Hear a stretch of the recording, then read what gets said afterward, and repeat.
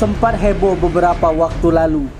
Keributan yang terjadi di International Plaza Mall Palembang dikarenakan masalah perbaikan handphone antara korban pemilik konter bernama Novi Hardi dengan Rangga, warga desa Cengal, Kecamatan Tulung Selapan, Kabupaten Oki.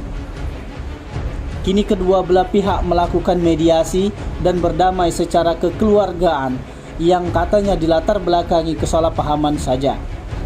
Bahkan Rangga di hadapan para awak media bertempat di lantai atrium IP Mall di Jalan Sudirman, Kecamatan Ilir Timur 1 Palembang, mengungkapkan permohonan maaf atas video yang viral di media sosial.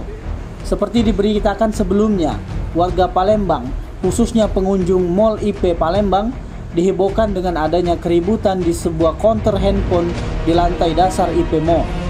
Bahkan tampak seorang pria mengeluarkan senjata jenis airsoft gun.